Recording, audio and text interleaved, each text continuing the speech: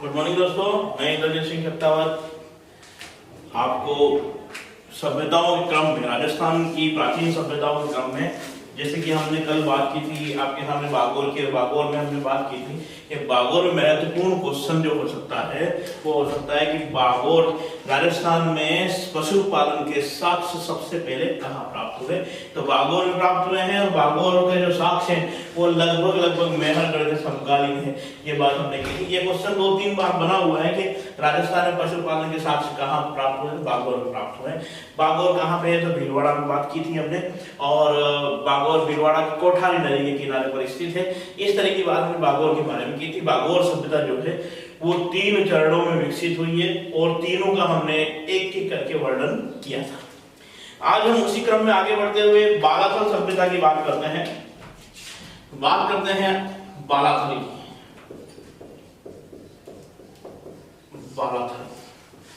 बालाथल से आपके पहला क्वेश्चन ये आ सकता है कि बालाथल है कहां पे। तो देखिए, बालाथल है उदयपुर जिले में। पहली उदयपुर में किस जगह पर, तो उदयपुर के 42 किलोमीटर दूर एक कस्बा है। कस्बे का नाम है, छोटा सा गांव है, नाम है ऊंठाला। क्या नाम है? ऊंठाला। तो बालाथल जो है वो उदयपुर के 42 किलोमीटर दूर ऊंठाला नामक स्थान पर स्थित है। और यहां से बालाथल से ताम्र पाषाण युगीन सभ्यता के अवशेष प्राप्त हो रहे हैं। ताम्र पाषाण युगीन सभ्यता के अवशेष बालाथल से प्राप्त हो रहे हैं। बालाथल कहां पर है तो उदयपुर के 42 किलोमीटर दूर, और कहां पर तो ऊंठाला नामक कस्बे में। इसकी खुदाई जो है, बालाथल की खुदाई 1993 में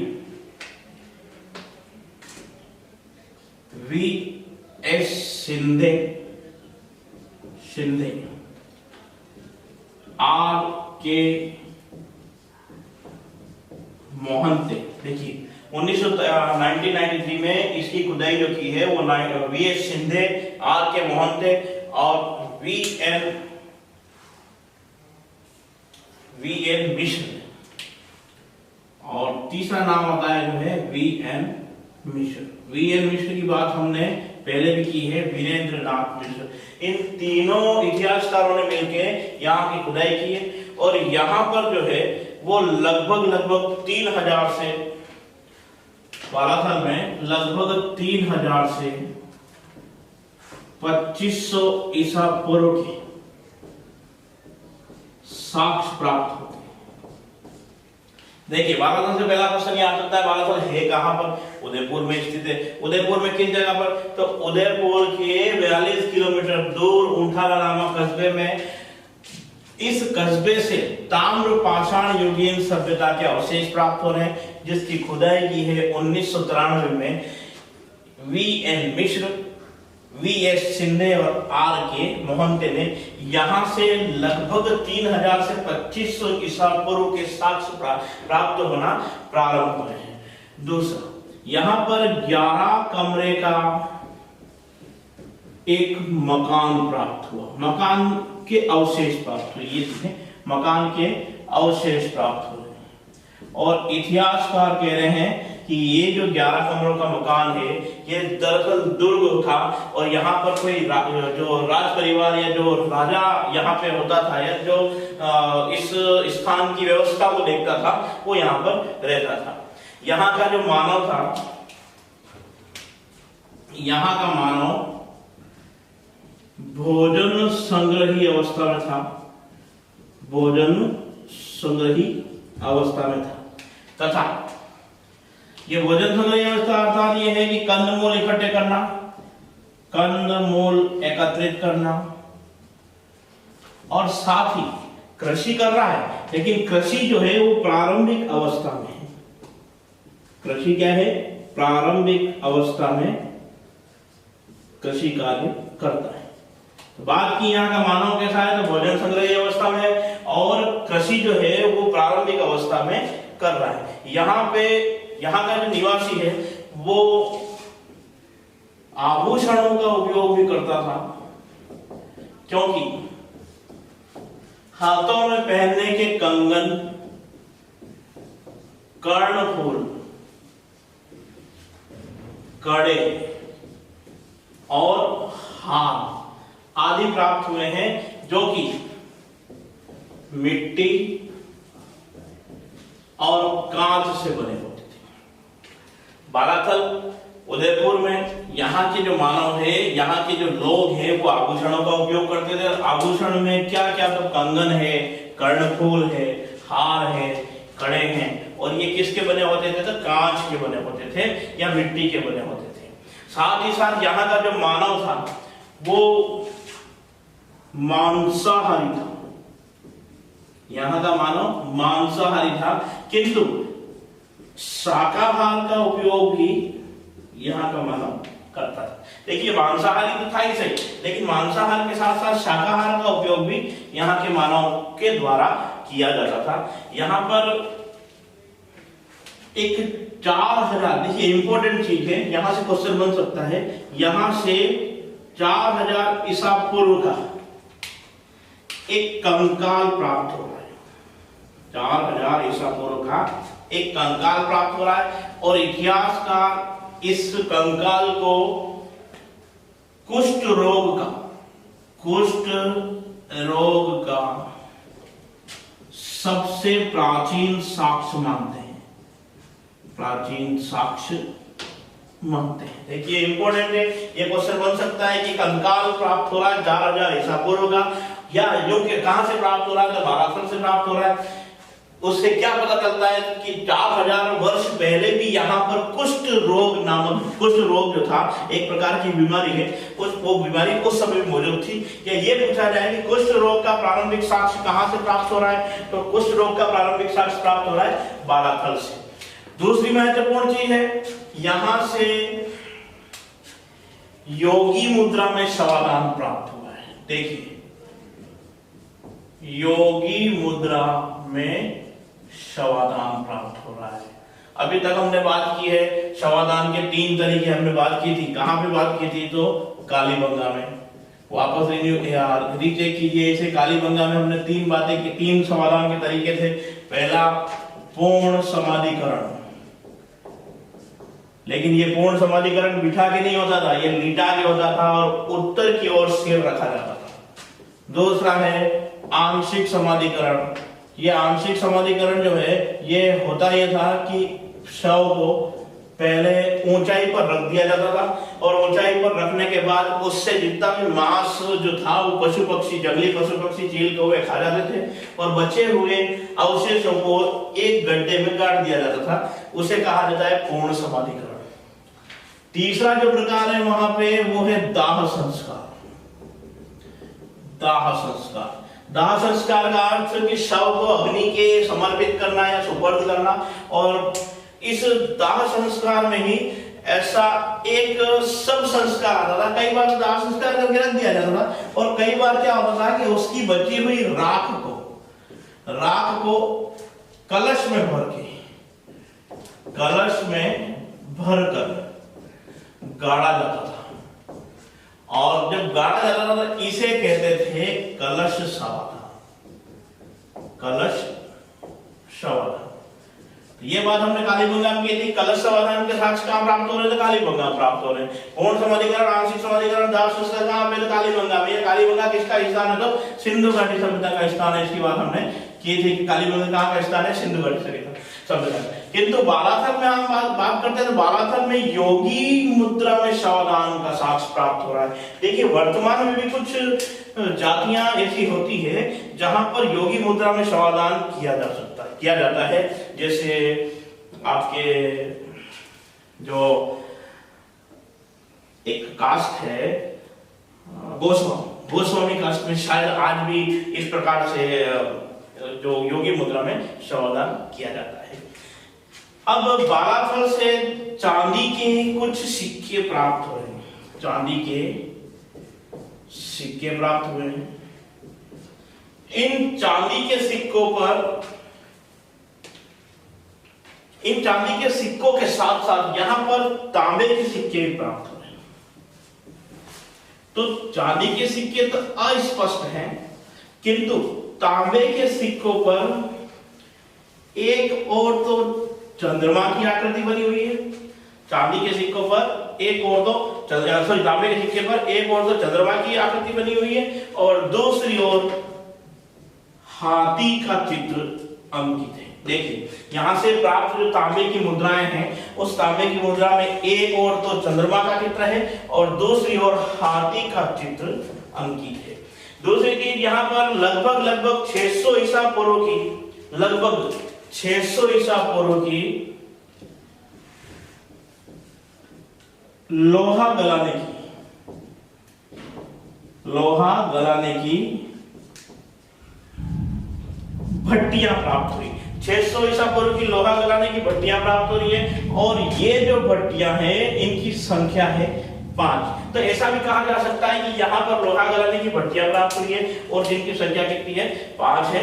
आपको ये याद रखना चाहिए कि यहाँ पर लोहे का कार्य भी किया जाता था। वैसे सभ्यता है ताम्र पाषाण युगीन, किंतु लोहे का कार्य भी किया जाता था। एक बार फिर चेक कीजिए, बालाथल उदयपुर जिले में स्थित है। उदयपुर से 42 किलोमीटर दूर स्थित है और गांव का नाम है ऊंठाला। माध्यमिक शिक्षा बोर्ड में इसका नाम है, इसका मतलब हमको याद रखना है गांव का नाम। और यहां से ताम्र पाषाण युगीन सभ्यता के अवशेष प्राप्त हुए हैं। ताम्र पाषाण युगीन सभ्यता इंपोर्टेंट है, ध्यान रखना। और इसका उत्खनन का कार्य जो है 1993 में लगभग 7 वर्ष यहाँ पे उत्खनन का कार्य चला है। और 7 वर्षों में इतिहासकार V.S. शिंदे, पुरातत्व के जो विद्वान है V.S. शिंदे, R.K. मोहंते और V.N. मिश्र, तीनों ने मिलकर लगभग 7 वर्षों में यहाँ का उत्खनन कार्य को पूर्ण किया। और उत्खनन कार्य को करने के बाद ऐसा पता चलता है कि यहाँ की सभ्यता जो है वो लगभग 3000 से 2500 ईसा पूर्व की यहाँ पर अवशेष प्राप्त हुए हैं। यहाँ एक 11 कमरे का एक मकान प्राप्त हो रहा है। इस मकान को कहा गया है दुर्ग या दुर्ग के अवशेष कहा गया है। यहाँ का मानव जो था वो भोजन संग्रही अवस्था में था और भोजन संग्रही अवस्था का जो मूल है इसमें वो कंदमूल एकत्रित करता था और यहाँ शाकाहार के साथ साथ मांसाहार का उपयोग भी यहाँ का मानव करता था। कृषि थी, लेकिन कृषि जो थी वो प्रारंभिक अवस्था में थी, अर्थात बीज संग्रहण अवस्था में कृषि का कार्य किया जाता था। यहाँ पर 4000 वर्ष पुराना एक कंकाल प्राप्त हुआ है, जो इस कंकाल को कुष्ठ इतिहासकारों ने और पुरातत्ववेत्ताओं ने कुष्ठ रोग का सबसे प्राचीन साक्ष्य कहा है। ये इंपॉर्टेंट बनता है ये क्वेश्चन कि कुष्ठ रोग का सबसे प्राचीन साक्ष्य कहां से मिल रहा है, तो बालाथल से मिल रहा है, उदयपुर से मिल रहा है, ऊंठाला से मिल रहा है। उसके बाद बात करते हैं हम, यहाँ जो समाधान है वो योगी मुद्रा में समाधान प्राप्त हुआ है। योगी मुद्रा में समाधान के साथ साथ हमने कालीबंगा की बात की थी। कालीबंगा हमको 3 प्रकार के समाधान के साक्ष्य मिले हैं। एक चौथा समाधान था जो कलश समाधान है, उसका सब समाधान है ये। यहाँ के मानव जो है वो आभूषणों का उपयोग करते थे, क्योंकि कंगन, कर्णफूल, हार और कड़े प्राप्त हुए हैं और ये जो थे वो मिट्टी और कांच के बने हुए प्राप्त हो रहे हैं। साथ ही यहाँ पर तांबे के सिक्के भी प्राप्त हुए हैं और तांबे के सिक्कों पर एक और चंद्रमा और दूसरे और हाथी की आकृति उत्कीर्ण की गई है। उसके अलावा यहाँ पर लगभग 600 ईसा पूर्व के लोहा गलाने की 5 भट्टियां मिली है, जिससे हम ये कह सकते हैं कि यहाँ पर ताम्र पाषाण के साथ साथ लोहे का कार्य भी किया जाता था। इसमें आपके कुष्ठ रोग का जो साक्ष्य वो महत्वपूर्ण है, इन फ्यूचर में क्वेश्चन बन सकता है। आप इसका एक बार स्क्रीनशॉट ले लीजिए, स्क्रीनशॉट ले लीजिए। एक चीज यहाँ पे स्क्रीनशॉट ले लिया इसका।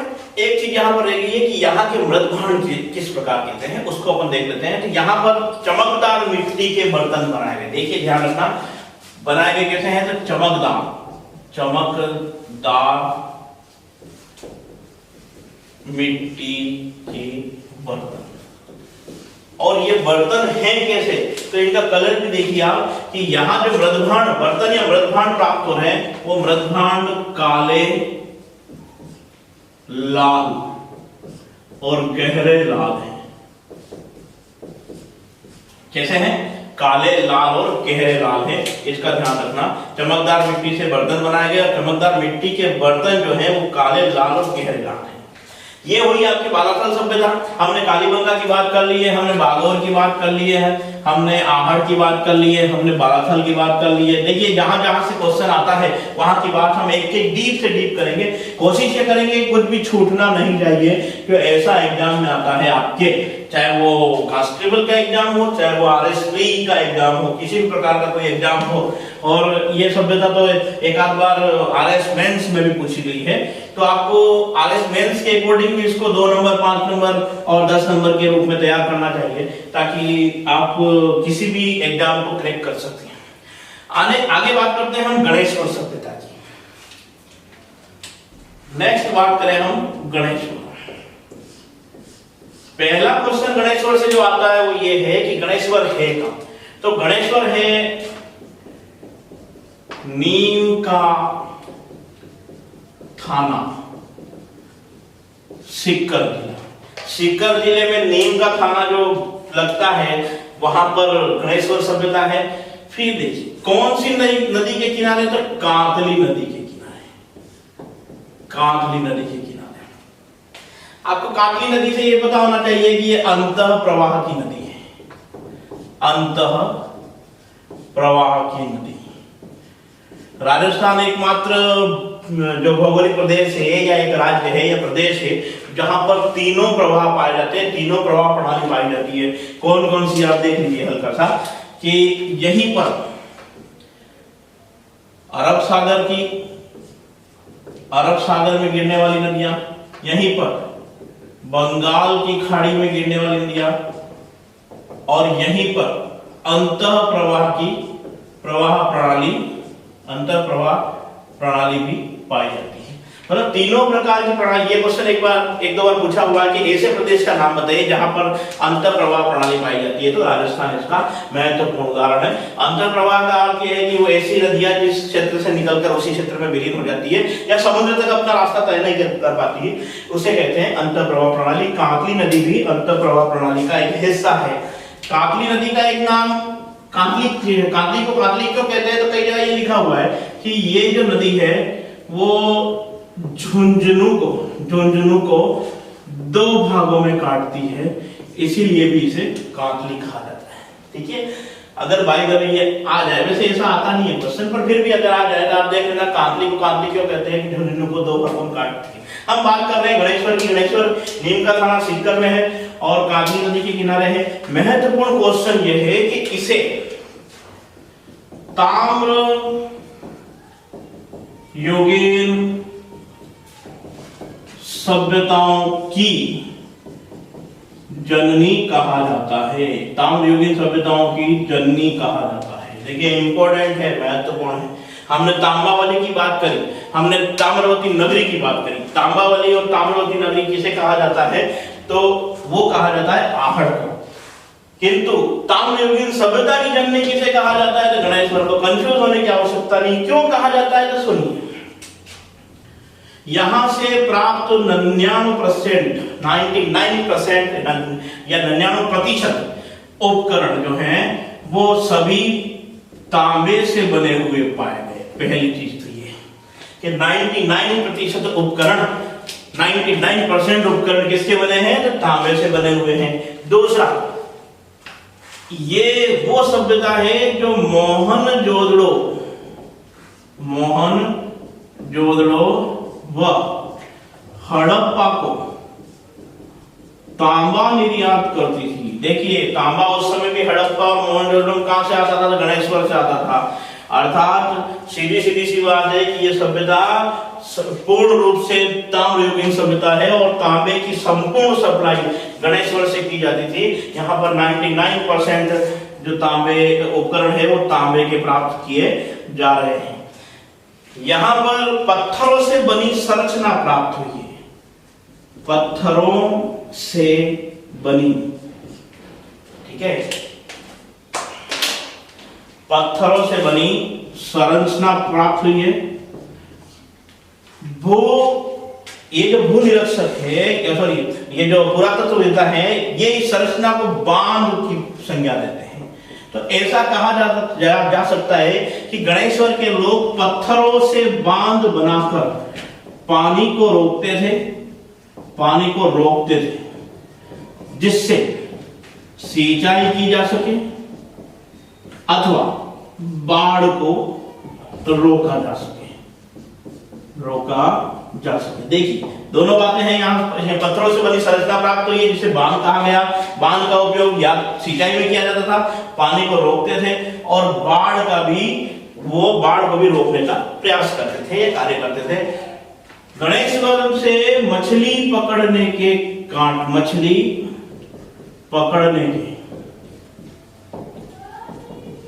कांटे प्राप्त हुए हैं। देखिए आज की तारीख में जो कातली नदी है वो अंतर्प्रवाह की नदी है, लेकिन उस समय मछली पकड़ने के कांटे प्राप्त होना मतलब कहा जा सकता है कि उस समय यहाँ पर भरपूर पानी हुआ होगा और उस पानी में लोग मछली को पकड़ते होंगे, तो भोजन में भी मछली का उपयोग करते होंगे।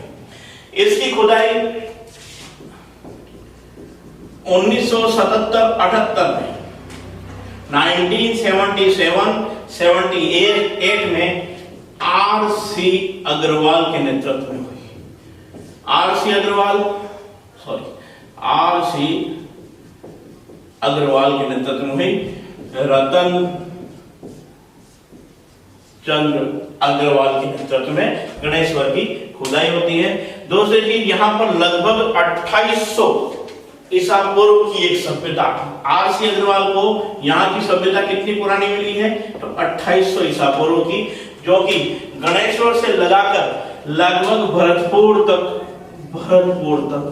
गणेश्वर सिक्कर से लगा के लगभग भरतपुर तक इस सभ्यता का विस्तार पाया गया है, इस सभ्यता का फैलाव पाया गया है। यहाँ के मानव, यहाँ के लोग, ये यहाँ के निवासी भी मांसाहारी थे। यहाँ के निवासी भी कैसे हैं? मांसाहारी थे, क्योंकि हम कह सकते हैं कि मछली पकड़ने के कांटे प्राप्त हो रहे हैं, तो मानव 100% यहाँ का मांसाहारी रहा होगा और भोजन संग्रही अवस्था में ही था, भोजन संग्रही अवस्था में रहता था। किंतु यहाँ का जो मानव है, यहाँ पे रहने वाला, वो बर्तन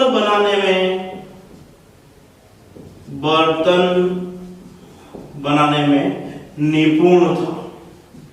साथ ही वो बर्तन बनाने के साथ साथ बर्तन पर चित्रांकन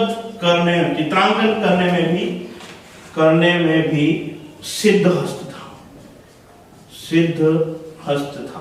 मतलब वो शिकार करता था, बर्तन बनाता था, बर्तन बनाने के साथ साथ वो उन बर्तनों पर चित्रांकन भी करता था और चित्रांकन सुंदर होता था। ये जो गणेश्वर है, गणेश्वर से छल्लेदार मिट्टी के बर्तन, जो बर्तन बनाने में निपुण है, वो बर्तन कैसे हैं? तो छल्लेदार मिट्टी के बर्तन है। ये क्वेश्चन एक बार पूछा गया है कि छल्लेदार मिट्टी के बर्तन किस सभ्यता से प्राप्त हो रहे हैं? तो गणेश्वर से प्राप्त हो रहे हैं छल्लेदार मिट्टी के बर्तन। यहाँ पर ऐसा प्रतीत होता है यहाँ के मानव को देखकर कि बस्ती बसाने की प्रवृत्ति, हालांकि मानव भोजन संग्रही अवस्था में है, किंतु बस्ती बसाने की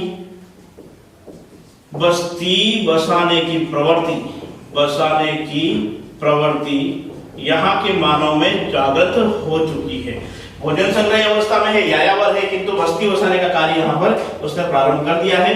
और यहाँ से तांबे से बने फरसे और बाणाग प्राप्त हुए। तांबे से बने फरसे, इस प्रकार से फरसा, और बाणाग इस प्रकार से बाणाग। तांबे से बने फरसे, जो कि हमारे भगवान परशुराम जी का मुख्य शस्त्र था, परशुराम जी का फरसा, तो तांबे से बने फरसे प्राप्त हुए हैं।